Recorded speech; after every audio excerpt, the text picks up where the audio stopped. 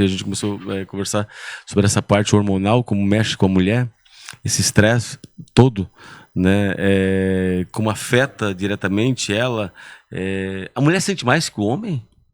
Muito mais. Muito mais, porque a nossa orquestra hormonal ela é muito mais florida. Nós temos estradiol, progesterona, testosterona, temos o DEA, e o homem é predominantemente testosterona. Também tem os outros hormônios, mas quem Sim. rege é a testosterona.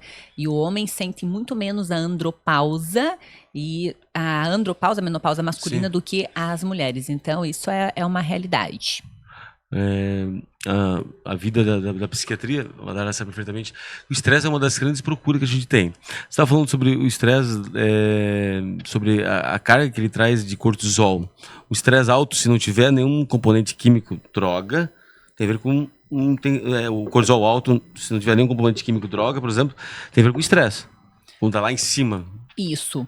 Normalmente é isso. É um estresse agudo, ou seja, um acidente que pegou desprevenido ou alguma notícia que pegou de relance, onde a pessoa não teve nenhum controle. Isso foi algo agudo, onde que sobe rapidamente o cortisol. Mas nós normalmente vemos mais cortisol baixo do que cortisol alto. Normalmente é cortisol baixo, porque dificilmente uma pessoa vai estar estressada só em algum momento. Normalmente a pessoa está estressada cronicamente e adaptada. Então, normalmente não percebe que ela está estressada.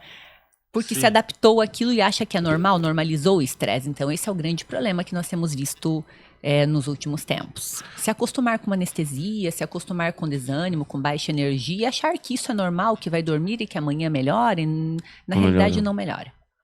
Darlene, tu percebe um paciente estressado no consultório, além da voz, às vezes, as respostas ríspidas, mudança de humor? Sim. Na verdade, eu tenho observado, inclusive quando eu estava vindo para cá, que as pessoas estão cada vez mais adaptadas com o mau humor, né? Então, a empatia, a falta de reciprocidade social, a falta de um sorriso, que tudo isso está relacionado com a liberação de endorfinas. Então, um sorriso pode fazer com que você que mande um recadinho para o teu cérebro de que você está tudo bem.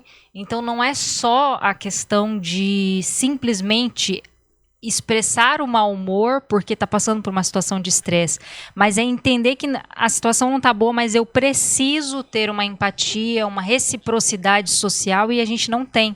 Então as pessoas estão a cada vez mais com a cara fechada, estão mostrando que estão atrasadas e tudo mais, e está virando um ciclo, como se isso fosse algo legal para compartilhar, né, a todo momento. É um círculo vicioso, né? Eu vejo que é irritabilidade, a oscilação de humor, é desânimo, a intolerância, a impaciência, eu achar que o meu problema é maior do que o de todo mundo, que ninguém tem problema, e com isso você acaba extravasando, descarregando teu caminhão de lixo em cima das pessoas que normalmente não tem nada a ver. Olha só, na construção eu sentia isso. Meu Deus do céu. Eu sentia tudo isso fervendo aqui dentro na construção e na obra, mas o que eu fazia? As estratégias que eu venho buscando de autoconhecimento fez com que eu não descarregasse meu caminhão de lixo em ninguém e nem no marido. Porque me fecho, me conheço, respiro, pratico exercício físico, vou pedalar, arrumo minha estratégia de ouvir as músicas que eu gosto, de praticar os hobbies para me ajudar a liberar a minha farmacinha interna, de uma química de bem-estar, de bom humor. Mas vou te falar, uma pessoa que não entende de inteligência emocional, uma pessoa que não tem domínio das suas emoções e do estresse, ela vai acabar descarregando no outro, e daí depois vem a culpa, vem o peso na consciência, e aí uma vez que a palavra foi proferida, dificilmente você tem como consertar aquilo tudo. Sim. Então o que nós precisamos fazer? Opa, se eu estou intolerante, intransigente, eu vejo que eu estou com o meu paviozinho curto, eu preciso respirar, entender que não é só eu que estou com um problema, que o outro também está com um problema. E talvez o problema do outro é muito maior do que o meu. Então é o que a Darla falou, empatia. Nós precisamos olhar o outro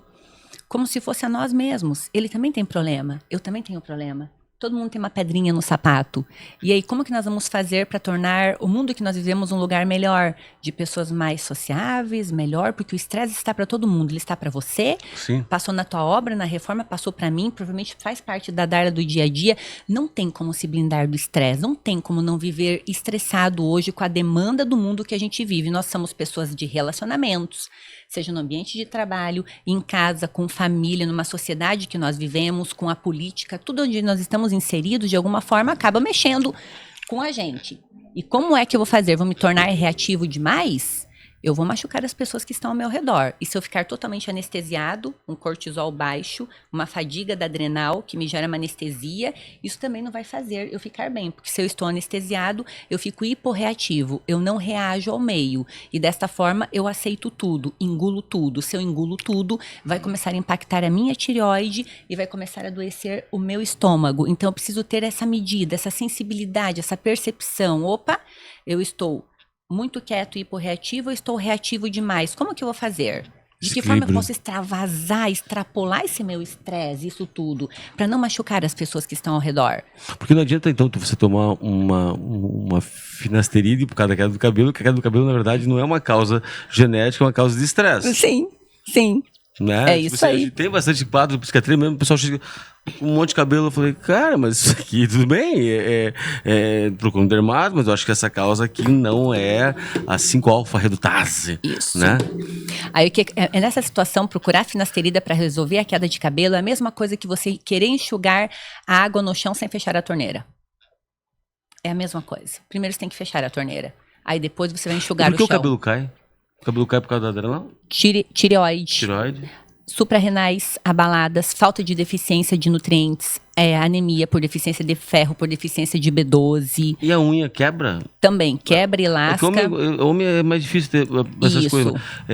Vocês, um pinto direto, ninguém olha também, né? Ou pinto, ou passo, como é que é, aquelas ceras porcelanadas, aquela coisa toda, né? Acaba com a unha. Isso é uma resposta do corpo.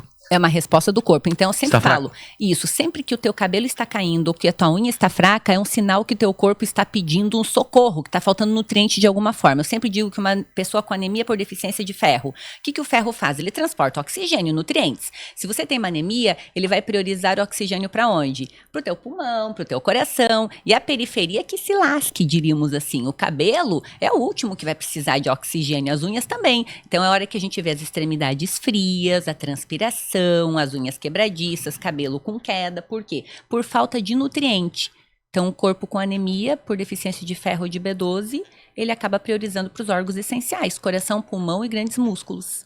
E é por isso que a gente acaba tendo esse problema de queda de cabelo, de unhas. Então, tem vários fatores, não só nutricionais. Tem os fatores também que eu digo ambientais, tem os fatores também estresse ou emocional, que também tem muito a ver com isso. Não dá pra gente olhar hoje a pessoa de uma forma isolada, né? Não tem como, a gente tem que olhar o todo. Ele é um todo, né, Dara? Sim, e uma pessoa com uma saúde mental equilibrada, ou pelo menos buscando o equilíbrio, ela decide por alimentos que vão realmente nutrir.